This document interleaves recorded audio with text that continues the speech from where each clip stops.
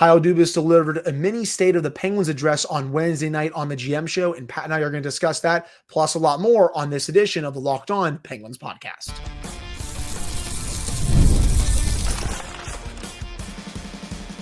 Your Locked On Penguins, your daily podcast on the Pittsburgh Penguins. Part of the Locked On Podcast Network, your team every day. Hello and welcome back to another episode of the Locked On Penguins podcast. I am one of your hosts, Hunter Hodes. You can follow me on Twitter at Hunter Hodes. Joined as always by my co-host, Patrick Damp. You can follow him on all social media platforms at Synonym for Wet, and you can follow the show's Twitter at LO_Penguins, of course. Thank you all so much for making this your first listen/watch of the day. We are free and available on all platforms. And finally, today's episode is brought to you by FanDuel. You can start the season with a big return on FanDuel. New customers can place a $5 bet, and you will get started with $150 in bonus bets if you win your first $5 bet. Visit FanDuel.com to get started. So Penguins general manager Kyle Dubas went on the GM show with Josh Getsov on Wednesday night. He does this every 2 to 3 weeks to give his thoughts on all things Penguins. He was going in on the struggles, what he wants to see moving forward, Lars Eller, all that good stuff. And we're here to break it all down for you for this first segment, starting with his comments about the defensive issues. And he said, I think when you look at the actual problems and the way the goals are going in the net, the two that tie it, they're both down low plays around our net. We need to be able to close those out and end these games and help our goaltenders out. Goaltenders need to make stops, and we need to make plays to get back onto offense. After the first period, the shots were like 25-10. That is not a recipe for success, especially against a team like Tampa Bay. Well, first off, Kyle Dubas, thank you for stating the obvious. That is not good enough. We've been saying that on the show now for the last several weeks, but I'm glad that he said, yes, we got to do a better job closing these games out, because this has been the biggest problem for this team this year. 8 multi-goal blown leads in 21 games. That's by far the most out of any team in the NHL. We're not even at game 30 yet. They're on pace, Pat, to have over 20 multi-goal blown leads in an 82-game season. Can we confirm that's bad, by the way? I think that's bad. Yeah. I'm not a big math guy, but I think that's bad. Sources say that indeed is bad. And he also added that it's up to Mike Sullivan and the players to kind of turn this around. And it's like, okay, Kyle, I get that you're saying that, but maybe dial up a little bit more pressure, I think, on the head coach there. I understand that he's not going to go out there and really bury any of these players. He's not going to bury the head coach. But I think for me, put a little bit of pressure on him, because I know, us, everyone that listens to the show, I think the entire fan base is kind of just done with the head coach and this staff in general. It's just that the management group and the ownership seem to be on the same page, where they really aren't feeling pressure to move on from him. But I still want to see Dubas at least apply some pressure, because a good chunk of this is on the head coach. Oh, for sure. I think when you look at all of his comments and then you couple it with the way Mike Sullivan spoke to the media after the Tampa Bay game, you can tell that there is a bit of a coordinated effort to send a message to this team. And I know everybody wants it to be hard ass kind of, rain down hell on these players, call them out and do all that. But a reminder that this is 2024. These are professional athletes. They're not working a shift at the mill and then coming to play hockey in the evening. This is pro athletes, a full-time job now. These guys are more dedicated to their craft than they've ever been. But to your point of you wanting to see more pressure, this is Sullivan and Dubas's form of pressure. Is they're not known for calling guys out. This isn't John Tortorella and Brian Burke, where every time they step to a mic, you think they might go scorched earth. They're the kind of guys who speak in cliches. They speak with all of the same things you've heard a million times over and over again. So when they break from that, it's a message to the team. When Mike Sullivan goes out and says, we have to have pride in playing defense, we have to commit more to the defensive zone, that's him sending a message to the team. Then when Kyle Dubas echoes that, it's again a message to the team. And you have to understand the sort of pop psychology behind that, because these guys are so used to hearing those cliches publicly from the coach and general manager, so that when they stray from them, their ears perk up and they go, oh man, they're sending us a message. So now the onus does fall to both Mike Sullivan and the players to turn it around, because this message has been sent. Now they have to respond to it. And they'll have two chances at least this weekend to respond to it with games against the Winnipeg Jets, who are red hot right now, 16-3 record. And then they'll also play the Utah Hockey Club. But I mean, again, based on what we've seen so far, I'm just not sure that message is going to be received, because they keep blowing these leads and just, allowing these teams to tie it like people are passing out candy on Halloween. It's that easy right now. Another quote that really stood out to me was kind of his quote about the plan, I think is how I want to say it. He says, I'm a firm believer that if you throw everything overboard, basically stripping it down to the bare bones, you really have to be careful what you wish for, because you could go a long time before you're back to being a competitive and a contending team. So our focus is on trying to, as I always say, as urgently as possible, bring in what we can using whatever means we have. I will say, I do like that answer, because I do think more fans should be careful what they wish for. You look at some teams in the league right now, and they really stripped it down. For example, the Ducks, they really tore it down, and they're still rebuilding right now, and they stink. It's been several years of this. They have a lot of quality young talent, but it goes to show how long it takes to incorporate those winning ways in. These players are still learning how to win. Sure, some of it is on the management, the head coach that they have, but these players are learning how to win, and sometimes some of these young players don't pan out as well as some fans want them to. So again, it's sometimes harder than you think. You look at a team like the Red Wings as well. Some weird management at times. I think Steve Yzerman is also a little bit overrated. The coaching has kind of been up and down, but they really tore it down as well after the Datsuk year, Zetterberg, etc.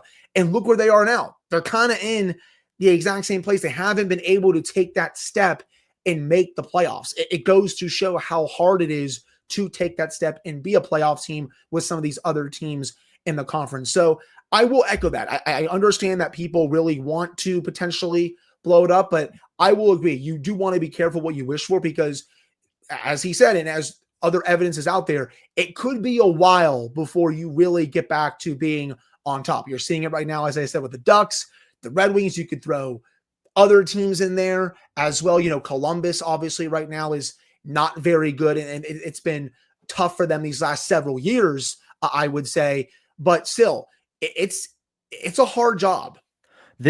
I have to kind of collect my thoughts here, because I could go off on this for like 20 minutes, because I agree like you do with what Kyle Dubas said. And I don't want this to come off as some blind defense of Kyle Dubas. He has made several missteps in his 2 short years with the Penguins, and we have not been shy about pointing those out. But I agree with this sentiment, because, and I was saying this on social media yesterday after this quote came out, I have a feeling that we are probably moving into an era that moves away from the true blue, strip it down to the studs kind of rebuild, because you look at a lot of the teams that are in contention or close to contention right now, and a lot of them didn't actually do a scorched earth rebuild. You look at the New York Rangers. They didn't sell everybody, including Henrik Lundqvist, off, but they told their fans, listen, we are going to have to hit a reset button here. And outside of Henrik Lundqvist and 1 or 2 other guys, they did a similar thing that the Penguins are doing right now. They kept their big names in place. They moved everybody else. They drafted well. They got some luck with getting a first overall pick. And then you look at some other teams. You look at the LA Kings. They have done something very similar. Doughty and Kopitar are still around, but everybody else they moved on from. They stockpiled draft picks and prospects. They took some chances on some players who needed a second or third chance. The same thing with the Washington Capitals. They kept Ovi around. They kept Oshie and Backstrom. Now they're on LTIR, so that helps them. But People forget that, man. The Capitals have gotten a bit lucky with this as well. Oh, for sure. The management group has been great, but they got lucky that they were able to put all of that money on LTIR, with the injuries to Backstrom and Oshie. Again, very much hope they are okay, but they did get lucky in that respect. Yeah, there's no doubt on that. But then you look at the flip side of it. Buffalo has been terrible for the better part Yep. of almost 15 years at this point, outside of a few years in the early 2010s. And then you look at a team like Ottawa. Now, they had ownership issues, they had management issues, so they get a little bit of a pass. Then you, like you said, you look at Anaheim. They've been doing this for quite a while now. Columbus has been doing this for the majority of their existence. And there's no guarantee that it works. And you look at teams like Florida, like Tampa Bay, like the New York Rangers, who I already brought up, they have had some semblance of, okay, we're not going to totally bottom out. We're not going to move on from literally everybody and start over again. Same thing with teams like Dallas. Same thing with teams like Vancouver. And if there's one team you can point to that has had a successful tear it all down and restart, and I know I'm going to get laughter out of this, but stick with me.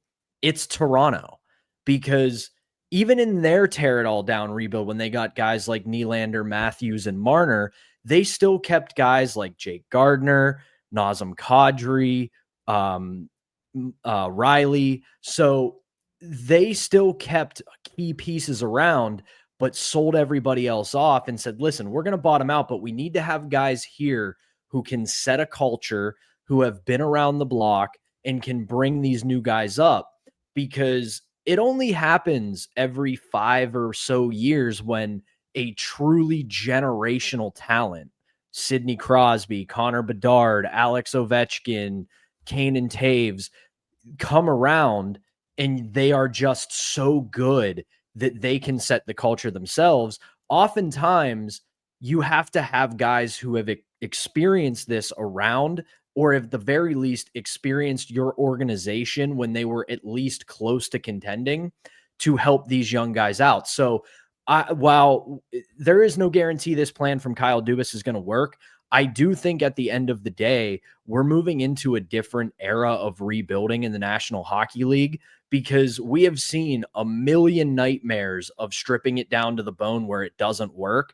But we've seen plenty of success stories where teams do this kind of retool rebuild where they keep some guys around, but then sell everybody else.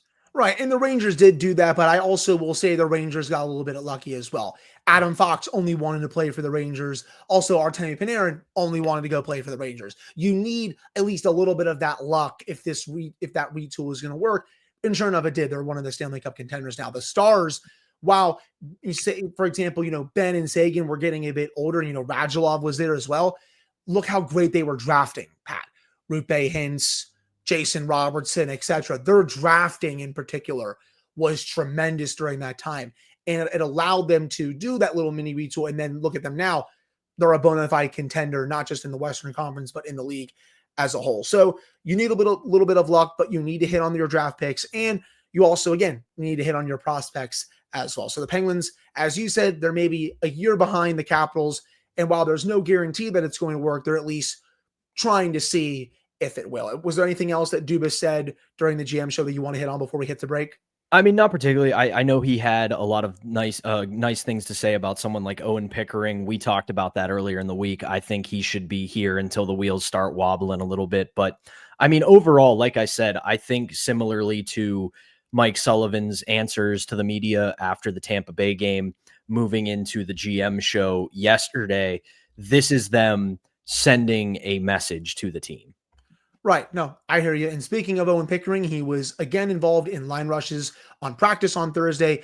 Could be an indicator that he will remain in the lineup on Friday, even though Kris Letang, it looks like, is very close to returning from his illness. We're going to dive into the practice notes coming up here in the second segment. But before we get to that, we have to tell you all about our first sponsor, and that is FanDuel. Get ready to tackle the NFL action with FanDuel, America's #1 sportsbook, because right now, new customers can bet $5 and get $150 in bonus bets if you win. The FanDuel Sportsbook app gives you everything you need to place live bets on the NFL all in one place. So you get a hunch in the middle of the game. You can check out the latest stats, view live play-by-play, and so much more on the same page where you place your bets. Just visit FanDuel.com, join today, and you will get started with $150 in bonus bets if you win your first $5 bet. That's FanDuel.com. Never waste a hunch and make every moment more with FanDuel, an official sportsbook betting partner of the NFL. And we're not done. We still got to tell you all about our second sponsor, and that is Game Time. Game Time has a new feature called Game Time Picks that makes getting tickets to see all of your favorite teams play even easier. They filter out the fluff to show you only incredible deals on great seats, so you don't even have to waste time searching through thousands of tickets. Right now, Game Time is having an exclusive zone deal for the NHL Winter Classic at Wrigley Field coming up. All you have to do, go to the Game Time app to purchase tickets and get 10% off bleacher seating and 20 to 25% off on home plate area seats. You have Game Time Picks. Creation makes it easier to save more on sports, concerts, comedy, theater, etc. All in pricing. If you toggle that feature, it shows you the total up front with no surprise fees at checkout. Also, for full seat views, you can get a full panoramic view from your seat in the app before you buy, and they have the lowest price guarantee, or Game Time will credit you 110% of the difference. Take the guesswork out of buying tickets with Game Time Picks. Down the Game Time app, create an account, and use code LOCKEDONNHL for $20 off your first purchase. Terms apply. Again, create an account and redeem code LOCKEDONNHL for $20 off. Download Game Time today. What time is it? It's game time. All right, we're back here in this episode of the Locked On Penguins podcast. I'm one of your hosts, Hunter Hodes, joined by my co-host, Patrick Dam. So, the Penguins had a full practice today. It was a little bit chippy in some areas based on some of the reporting from some of the full-time media members there. And we did have a full four lines and the full defensive pairings out. Anthony Beauvillier with Sidney Crosby and Rickard Rakell, Michael Bunting with Evgeny Malkin and Brian Rust, Jesse Puljujarvi with Drew O'Connor and Sam Poulin. And by the way, I like that they're using O'Connor a bit more at center. He's played center before coming into the NHL. He's been mostly used as a winger on Crosby's line or on the third line, but I like seeing what he can do a little bit at center. And as you pointed out on Wednesday, and I agree with you, I really like the potential of that, OPP line, as you called it. It's been playing. I am down with OPP, baby. We need to keep that line rolling. They looked really good earlier in the week.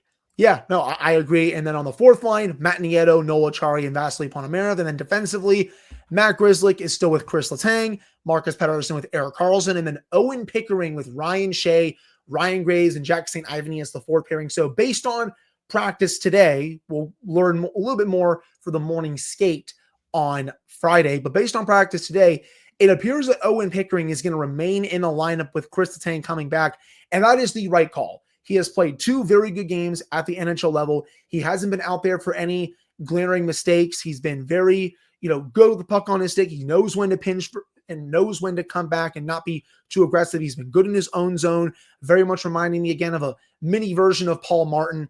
I really like his game right now. You got to keep feeding him to the Wolves a little bit and see what he can do against more NHL talent. He'll be facing a big test on Friday against Winnipeg if he's in the lineup, which I think would be good for him. The Jets are playing some outstanding hockey this year. Is their shooting percentage a bit high right now? Yes. Is it going to probably come down in the second half of the season? Also, yes, but that's still a very good test for Pickering. If I had maybe one or two complaints, I would put Jack St. Ivany in for Ryan Shea because I don't think Ryan Shea is playing well right now, and I'm not sure he's a number 66 caliber defenseman. And then we discussed a lot. I'll say it again here. I don't think Matt Grzelcyk should be in the lineup right now, even though I do know that they're trying to showcase him to other teams. I would scratch Grzelcyk as well. But Pat, it looks like, again, Pickering might be staying in the lineup with Letang, and I am very happy about that. I am as well. I'm going to push back on a couple things that you said, though, starting with Ryan Shea and Jack St. Ivany. Two quick things on this. One, this is kind of what we predicted and thought would happen at the start of the year, that those two would kind of rotate in and out as your number 6 and number 7 defensemen. And I agree, overall, that Ryan Shea has not been great this year, but I thought he played a really strong game against Tampa Bay. So you can continue to keep him in the lineup to see how long he keeps that up. And it was a good enough performance for him that I'm fine with leaving him in the lineup, at least for now. So we'll see what happens with him. As for the Grzelcyk stuff, while I agree in theory that he should be out of the lineup, I look at these 8 defensemen that were part of practice today, and I don't know who you would put in his place that would even be close to an improvement. You could say Jack St. Ivany, but I don't know how well he plays with Kris Letang and or Erik Karlsson. Ryan Graves, we have a mountain of evidence that he does not work well with Kris Letang or Erik Karlsson. So really at this point, we're gonna just kind of have to deal with it. And it sucks because he's played so poorly, but I look at the 8 available defensemen right now and I go, by default, he's in. And it stinks because you don't want to use him as much as you've been using him, but you're not ready to give Owen Pickering second or first pairing minutes. You definitely don't want to give Ryan Shea or St. Ivany those minutes just yet. Maybe St. Ivany in a year or two, but right now he's not there yet. So really at this point, it's just a bad news situation. So you kind of just have to hope that he figures it out, which is terrible to say because there has been no evidence to show that he's going to figure it out. But this is just kind of where we are. It's an annoying problem to have because I do hear you. If you take out 24, you put Graves back in. We've all seen what he can do with Letang and Karlsson. Their underlyings together with either Karlsson or Letang are disastrous. He's worse with maybe Karlsson than he is with Letang. later in the year, maybe in a month or two, if Graves gets back in and he continues this rebuilding, so to speak, of his game, you can start to maybe see if, all right, is he ready to take minutes with Kris Letang again and they figure it out. But right now, I look at this lineup and these available defensemen and just go, Grizzly kind of has to stay. It's funny because I'd rather have Graves in the lineup right now than Grizzly, and I can't even believe I'm saying that. But I also don't want Ryan Graves playing top 4 minutes. And I also don't want Matt Grizzly playing top 4 minutes. I think if I had to pick one of those two guys to do it right now, I'd probably pick Ryan Graves to do I will say this, though. To say. If there is a solution to be had to this problem, you have to now be more willing to spread minutes out. Yeah. Rather than playing Kris Letang and Matt Grzelcyk for 22, 24, 25 minutes, play them 19 and 20 and evenly spread out the minutes between your defensive pairings.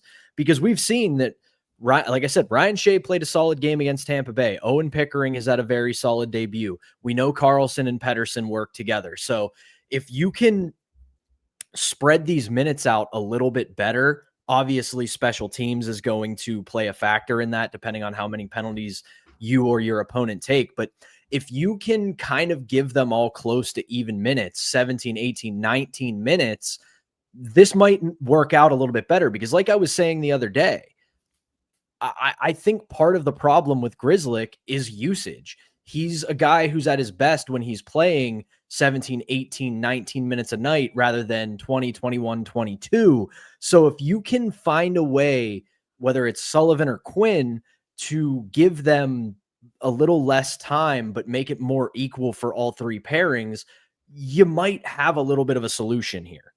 Well, at his best, in quotation marks, just well, I mean, from his time in Boston, when he was at his best, he was playing kind of second pairing minutes. Maybe not on the quote unquote second pairing, but the type of minutes he was taking suited him better than playing 22, 23 minutes a night. I think that's fair. I was just going based off this year where, at his right. best. This year, it's been a disaster. Yeah. It's just him this year, not, looking like just a complete fool of himself in his own zone. But yeah, to sum it all up, it is a bad problem to have, but hey, I don't think he's going to be on this team past the trade deadline. I think they're going to figure something out. They signed him to a 1-year contract for a reason. And, again, you're going to see that play out over the next few months. And finally, Kevin Hayes, he was also back at practice today, full capacity, wasn't taking line rushes, but there's still at least a chance that he comes back for this game on Friday. Pat, if you had to pick a forward who comes out for him, because we all know that Hayes is going to play, who would you say comes out for Kevin Hayes? I would say it's probably Ponomarev, just because he's been fine, but I haven't really noticed him. Like, he hasn't been bad, but he hasn't been good. I really like the games of both Nieto and Achari of the last week or so. I really want to keep that third line together, at least for another couple games, to see if there actually is something there or if it was just a flash in the pan. And then you look at the top six.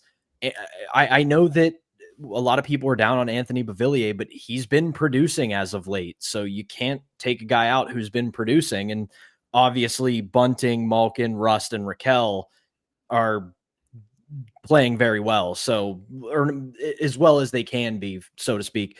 So realistically, I think it's just a numbers game, and Ponomarev would just kind of be the odd man out if Hayes is back. I think it's either him or Poulin. If I had to have a preference, I'd kind of want to see more from Ponomarev than I would Poulin. I understand that the OPP line has played, at least fine over these small sample size, but if I had to have a preference, I would keep Ponomarev in the lineup and see what he can do a little bit more over Poulin. I know that's going to be a hot take to some people, but I mean, it's a coin flip to me. Like, we haven't seen a whole heck of a lot from Sam Poulin in his time, but you can also say the same for Ponomarev. But with how good that third line was against Tampa Bay, if I'm the head coach, I look at that and go, I want to see if this is real or if it's an aberration. And that kind of just gives Ponomarev the short end of the stick. Fair. And I also would wonder if Mike Sullivan would consider scratching, I don't know, someone like Matt Nieto, even though I think he's been totally good since coming back. He's shown that he's a serviceable NHL player in the bottom six, but it's just something that, popped up in my head for a little bit. But I do think Hayes is going to find his way back in the lineup. It's just going to be, I guess, a little unfortunate when it's more than likely that one of the younger players is going to have to come out. But I think that would do it for the second segment. Coming up to end the show, we got some player proposed rule changes in a new piece in The Athletic, and Pat and I definitely have some thoughts about them. It's going to make for a pretty fun end of the show here. But before we get to that, we got to tell you all about our last sponsor, and that is PrizePicks. It's the best place to get real money sports action.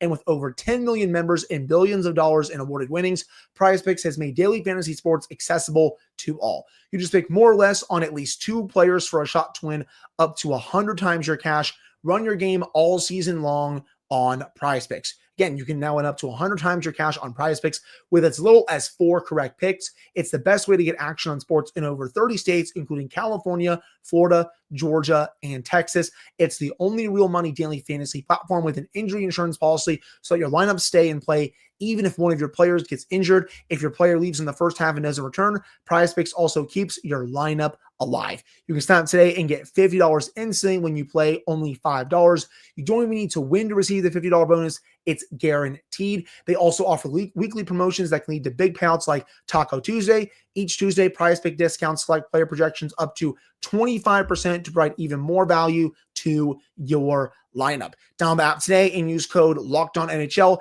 to get $50 instantly after you play your first $5 lineup. One more time, download the app today and use code LOCKEDONNHL to get $50 instantly after you play your first $5 lineup.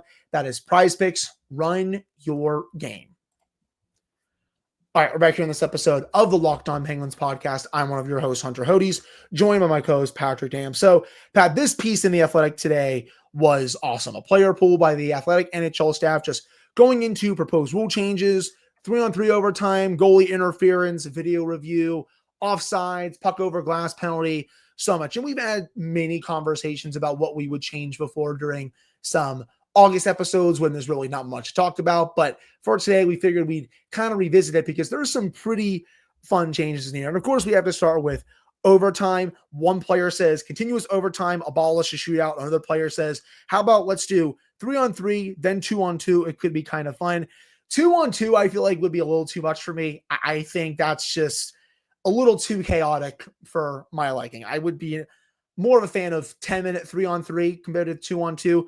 But I do agree, though, it is time to get rid of the shootout. You can tell when, for example, like Penguin players, because they played in at least a few shootouts this year, you can tell that some of these players hate it because they don't even try to make a move. They come in, they go a little slow, they just fire a shot. It's just like there's no, big deke that you're going to see on SportsCenter. It's not EA Sports NHL when you're trying to deke someone out of his socks and stuff like that. And even other teams the Penguins have played as well. Some of these moves are so nonchalant. It's just like, okay, yeah, let's get rid of this. And again, another player says, yep, 10-minute overtime. I think it's the best for fans.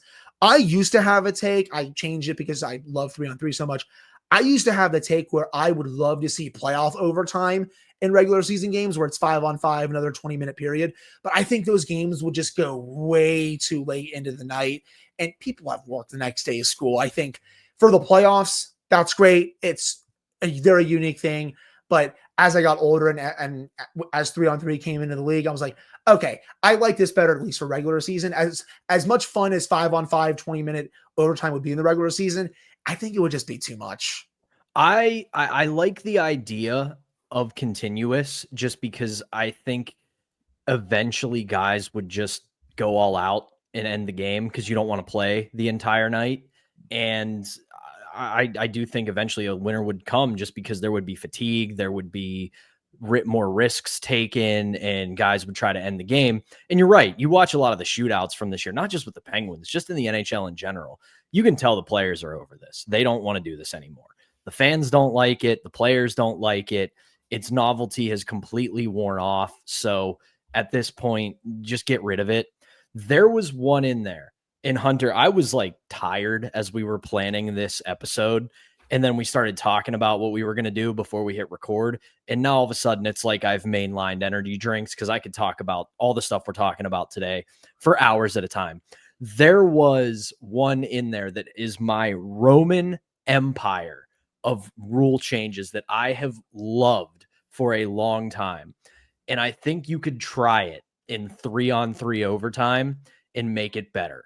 And that is the floating offensive zone. And one player recommended it. So for those who don't know, the floating zone, if you're American, it's deck hockey. If you're Canadian, it's ball hockey.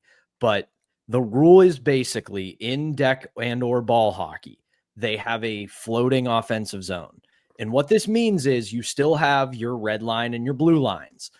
But to enter the offensive zone, you have to cross the blue line with possession with the puck or ball crossing the blue line first. But once you do that, the offensive zone extends back to the red line. And I would love to see this in 3-on-3 overtime because it would get rid of the annoying neutral zone regroups. You would have a much larger offensive zone.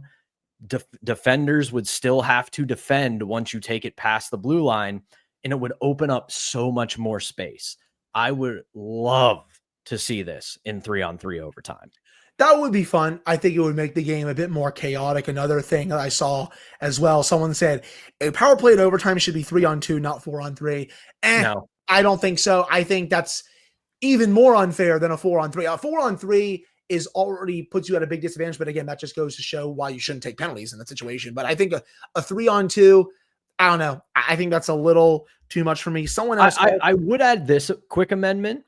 I think you could treat overtime penalties the way the NFL treats a lot of penalties, where you can have rather than not an option to accept or decline, but I think you could put it in the coach's hands and say, do you want to do a 4-on-3 power play, or do you want to do a 5-on-4 power play and see if, okay, do you want to run your full power play, or do you want to put 4 players out there and do a 4-on-3 instead?